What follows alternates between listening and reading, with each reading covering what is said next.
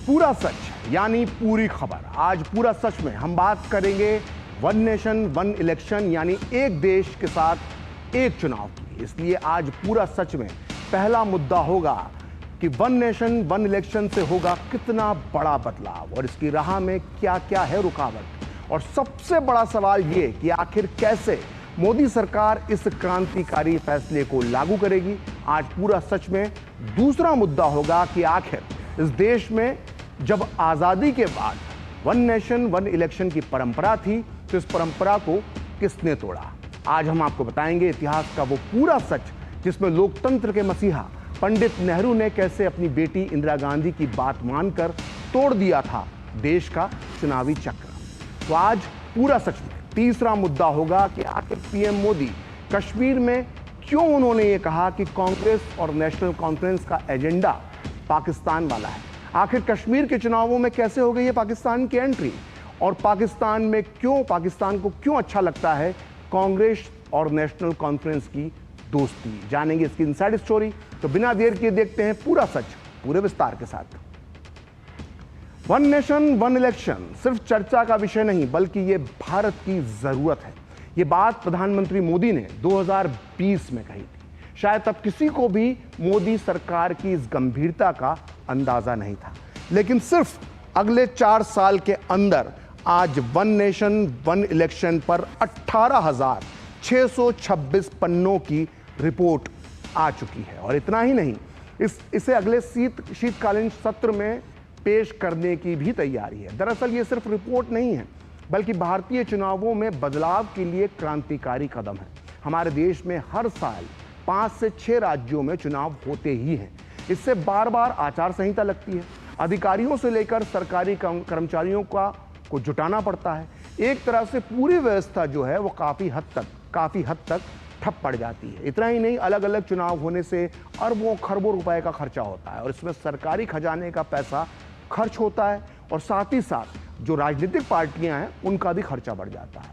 ये हमारे लोकतंत्र के लिए ठीक नहीं है। दरअसल संविधान निर्माताओं ने हमेशा एक साथ चुनाव कराने की परिकल्पना की थी, लेकिन ये भी सच है कि एक साथ चुनाव कराने पर कोई बहस नहीं, क्योंकि यही हमारे आगे बढ़ने का तरीका था। लेकिन किसी ने ये नहीं सोचा था कि एक दौर ऐसा भी आएगा कि लोकतांत्रिक रूप से चुनी गई सरकारों को पूरी बेरहमी से उखाड़ दिया जाएगा और देश के किसी ना किसी राज्य में हर साल चुनाव कराने को ये देश मजबूर हो जाएगा। आज पूरा सच में हम वन नेशन वन इलेक्शन के फायदे बताएंगे, इसकी राह कितनी मुश्किल है इस पर चर्चा करेंगे और साथ ही जानेंगे भारतीय चुनावों का वो ऐतिहासिक टर्निंग पॉइंट जिसकी वजह से इस देश में हर साल कई चुनाव की गलत परंपरा शुरू हो गई।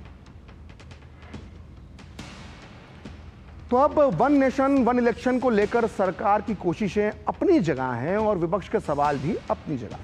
इसमें कोई शक नहीं कि वन नेशन वन इलेक्शन को लागू करने में चुनौतियां हैं, लेकिन कई ऐसी चुनौती भी हैं जिन्हें देश के फायदे के लिए मात हमें देना ही होगी।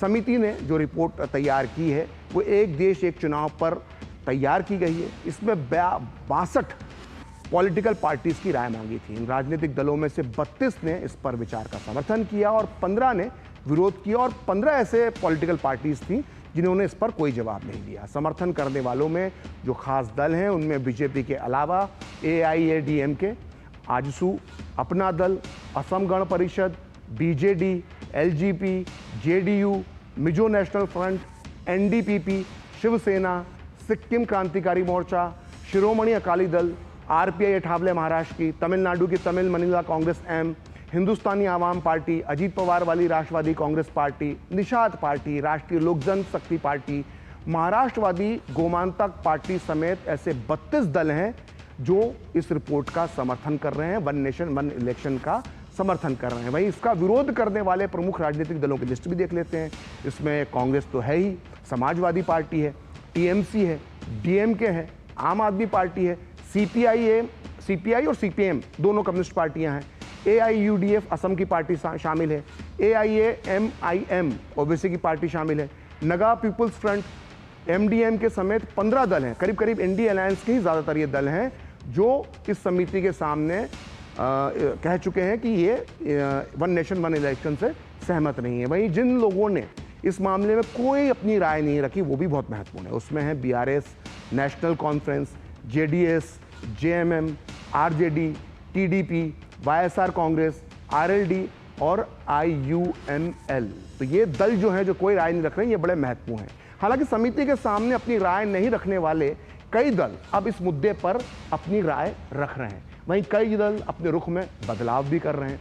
बीएसपी ने अपने रुख में बदलाव करते हुए अब एक देश एक चुनाव का समर्थन किया है।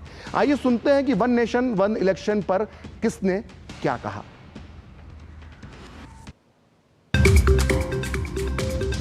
वन नेशन वन इलेक्शन जो है ये लोगों के लिए, जनता के लिए, देश के विकास के लिए जरूरी है। I think we need to think more deeply about it before we comment. Let's see the bill. But people of India must have faith that government is taking the best decisions to strengthen and deepen our democracy. दरअसल ये भाजपाई report है जो तैयार हुई है। One nation, one election और one donation. हम लोग हम दोनों ही नहीं, बल्कि मैं समझता हूँ सारा गठबंधन जो है दिल्ली में इसके खिलाफ बात करेगा, क्योंकि ये फेडरल स्ट्रक्चर है, फिर फेडरल स्ट्रक्चर रहेगा ही नहीं।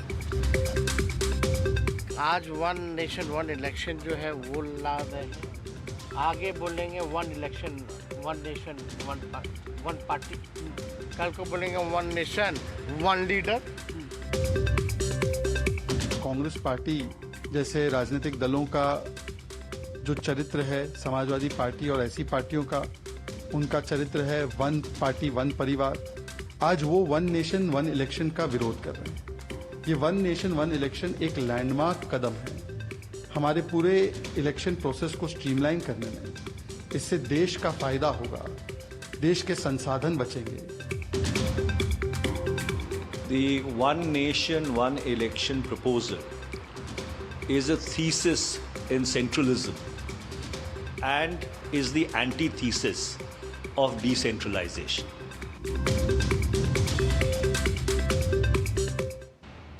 तो ये तो ही राजनेताओं की बात, लेकिन वन नेशन वन इलेक्शन पर बनी उच्च स्तरीय समिति का कहना है कि बार बार चुनाव होने से अनिश्चितता, अस्थिरता का माहौल देश में बना रहता है, जबकि एक साथ चुनाव करवाने से शासन में यानी सरकार में स्थिरता आएगी, प्रशासन में स्थिरता आएगी, साथ ही निवेश की वृद्धि होगी और सरकारी खर्चे में भी कमी आएगी। इतना ही नहीं, एक साथ चुनाव करवाने से मतदाताओं की यानी वोटर्स की भागीदारी बढ़ाने में भी मदद मिलेगी। ऐसे कई आंकड़े इस कमेटी की रिपोर्ट में दिए गए हैं। वहीं पूरा सच में हम आपको बता रहे हैं कि अगर एक देश एक चुनाव लागू हो गया तो इसके फायदे क्या होंगे, ये आप ध्यान से समझ लीजिए। तो सबसे पहला फायदा ये होगा कि लोकसभा और राज्य विधानसभा के जो अलग अलग चुनाव होने से सरकारी खजाने पर जो एक्स्ट्रा बोझ, अतिरिक्त बोझ पड़ता है, साथ ही इसमें अगर राजनीतिक दलों का खर्चा भी जोड़ दिया जाए तो यह आंकड़ा बहुत बड़ा हो जाता है, बहुत पैसा खर्च हो जाता है। इसका मतलब यह हुआ कि अगर लोकसभा चुनाव के साथ ही राज्यों में विधानसभा,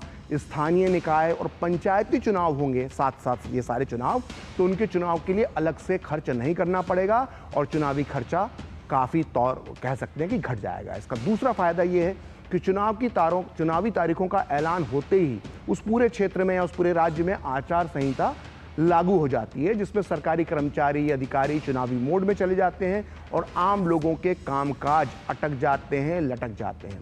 और बार बार चुनाव होने से इस स्थिति का सामना बार बार करना पड़ता है, जबकि वन नेशन वन इलेक्शन से बार बार लगने वाली आचार संहिता से मुक्ति मिल जाएगी। और इसका तीसरा फायदा भी सुन लीजिए। आदर्श आचार संहिता लागू होने से जो नीतिगत फैसले होते हैं, जो सरकार बड़े फैसले लेने वाली होती है, उसमें रुकावट आती है और विकास कार्यों पर एक तरह से ब्रेक लग जाता है। लेकिन वन नेशन वन इलेक्शन से 5 साल में सिर्फ एक ही बार ऐसा होगा और बाकी समय ये काम, विकास का कार्य तेजी से चलता रहेगा, क्योंकि आचार संहिता लगी नहीं रहेगी। वहीं चौथा फायदा, चुनावों में कर्मचारियों, सुरक्षा बलों की बार बार तैनाती से उनकी जो मूल ड्यूटी है, जो बेसिक उनका जो काम है, वो काम प्रभावित होता है और उस पर भी असर पड़ता है। ऐसे में चुनाव में बार बार लगने वाली ड्यूटी से उन्हें निजात मिल जाएगी। वो उन काम पर बड़ा फोकस कर पाएंगे जो उनकी मुख्य जिम्मेदारी है, उसको वो प्रभावी तरीके से निभा सकेंगे। और हमारे यहाँ चुनाव कराने के लिए टीचर्स और सरकारी कर्मचारियों की भी सेवाएं ली जाती हैं, जिससे उनका काम भी प्रभावित होता है।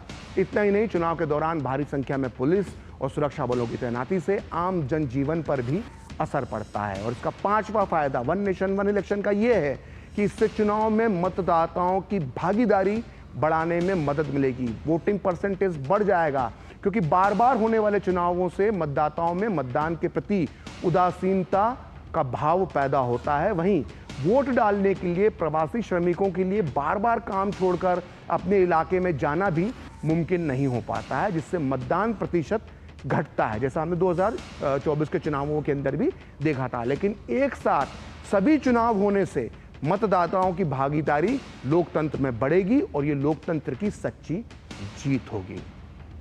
तो हमारे देश में आज़ादी के बाद जब पहले चुनाव 1951-52 में हुए, तब लोकसभा और राज्यसभा की जो राज्य की जो विधानसभा चुनाव जो थे वो एक साथ होते थे, और तब से ये माना गया कि ये परंपरा आगे भी जारी रहेगी। कम से कम दूसरे आम चुनाव में भी यही परंपरा चलती रही।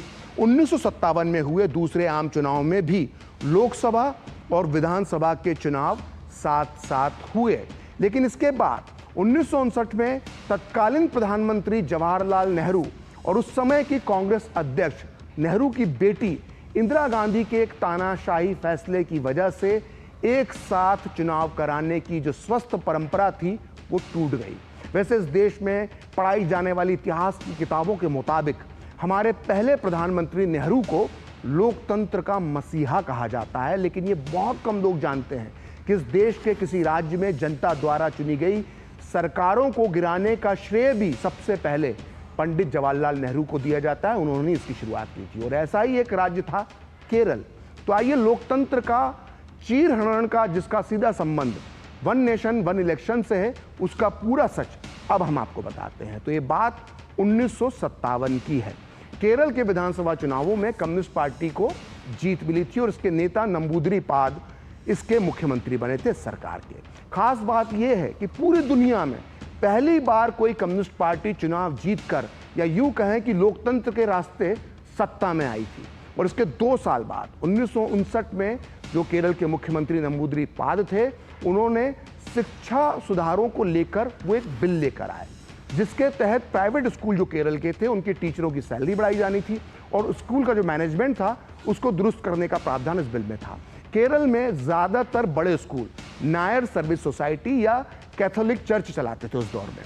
इन लोगों ने इस बिल के विरोध में केरल की नंबूदरी-पाद सरकार के खिलाफ एक ज़बरदस्त आंदोलन छेड़ दिया, और तब तक इंदिरा गांधी कांग्रेस की राष्ट्रीय अध्यक्ष बन चुकी थी। उन्होंने इस आंदोलन को समर्थन किया और बार बार केरल का दौरा कर इस आंदोलन को और भी भड़काने का काम किया। कांग्रेस को इस आंदोलन में केरल की जो इंडियन यूनियन मुस्लिम लीग है उसका भी साथ मिल रहा था।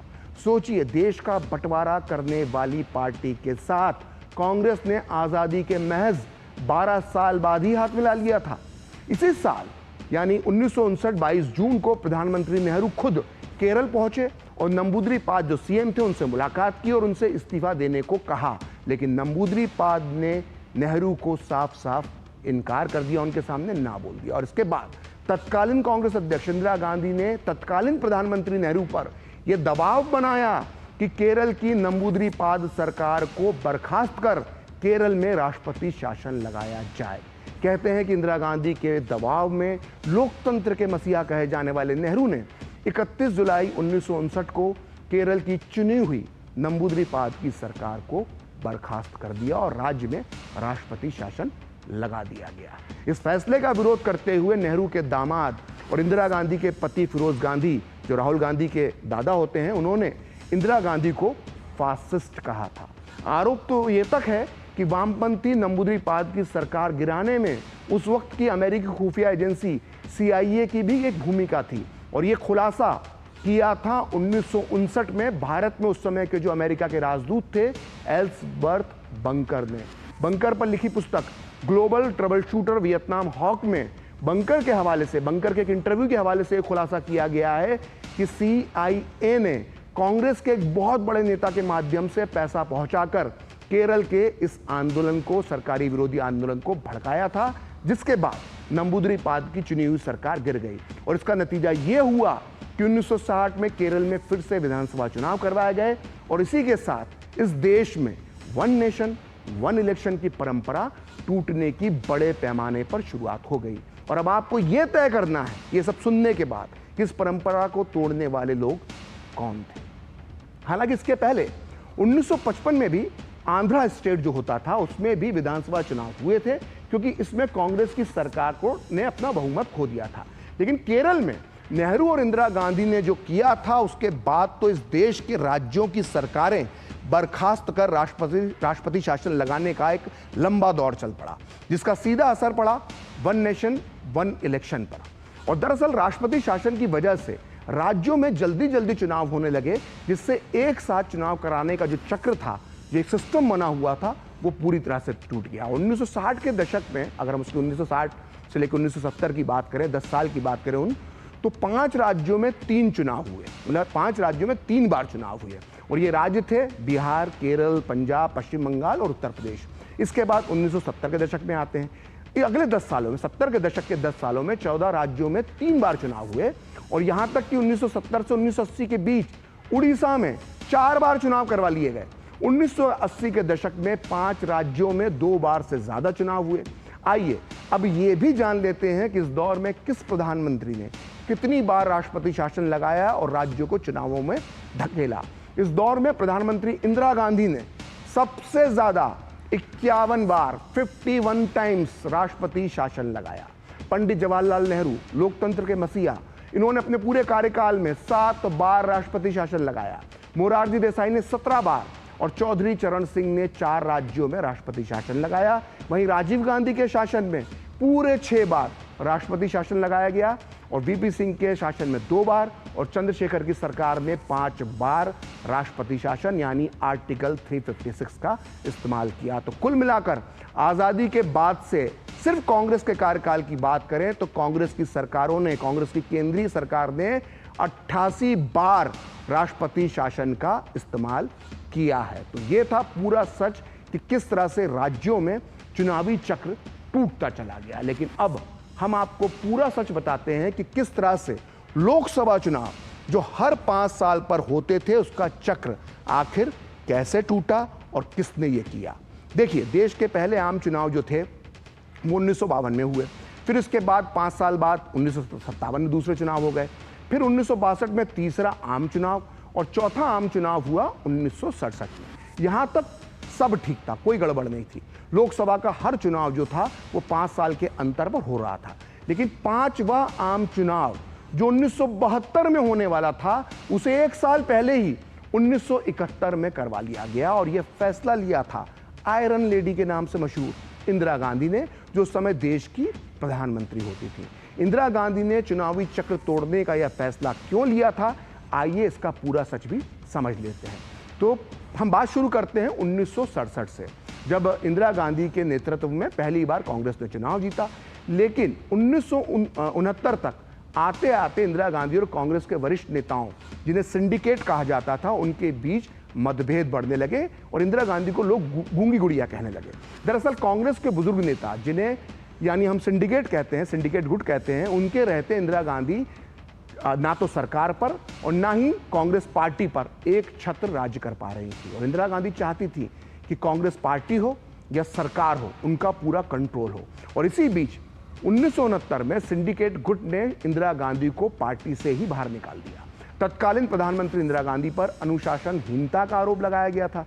इसके बाद इंदिरा गांधी ने एक अलग पार्टी कांग्रेस आर के नाम से बना ली। उस समय इंदिरा गांधी अल्पमत में थी और ये भारत की पहली अल्पमत की सरकार थी। लेकिन डीएमके और वामपंथी पार्टियों के सहयोग से इंदिरा गांधी बहुमत साबित करने में कामयाब रहीं। लेकिन साथ ही साथ इंदिरा गांधी को यह डर था कि उनकी अल्पमत की सरकार कभी भी गिर सकती है और ये उनके राजनीतिक करियर के लिए ठीक नहीं होगा। शायद यही वजह थी कि उन्होंने अचानक 27 दिसंबर 1970 को लोकसभा भंग करके नए चुनाव करवाने की घोषणा करने की सिफारिश तत्कालीन राष्ट्रपति को कर दी। और इस तरह तय समय से 1 साल पहले ही मार्च 1971 में चुनाव हुए और इंदिरा गांधी इन चुनावों में जीत गईं। तो कुल मिलाकर इंदिरा गांधी गरीबी हटाओ का नारा देकर ये चुनाव तो जीत गईं, लेकिन इस देश के चुनावी चक्र में इन चुनावों ने बाधा उत्पन्न कर दी, रुकावट उत्पन्न कर दी। तो एक साथ चुनाव की पुरानी परंपरा टूटी तो कई रिपोर्ट में एक देश एक चुनाव की परिकल्पना को फिर से साकार करने की बात भी उठाई गई। चुनाव आयोग ने 1983 की अपनी जो आरंभिक वार्षिक रिपोर्ट में लोकसभा और विधानसभाओं के लिए एक साथ चुनाव करवाने की वकालत की थी। आइए सिलसिलेवार तरीके से हम समझते हैं किसने कब कौन सी रिपोर्ट दी थी।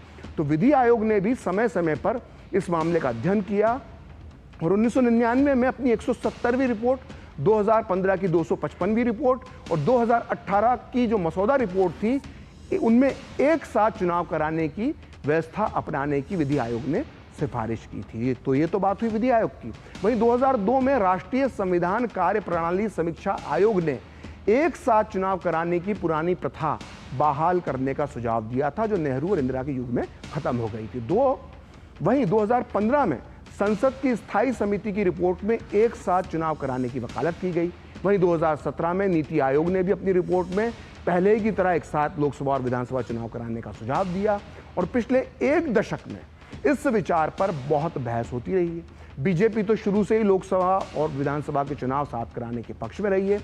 2003 में तत्कालीन प्रधानमंत्री अटल बिहारी वाजपेयी ने तत्कालीन कांग्रेस अध्यक्ष सोनिया गांधी से मिलकर इस मुद्दे पर विचार विमर्श किया था, लेकिन कोई नतीजा नहीं निकला। पार्टी के दिग्गज नेता, बीजेपी के दिग्गज नेता लाल कृष्ण आडवाणी भी वन नेशन वन इलेक्शन के समर्थक थे।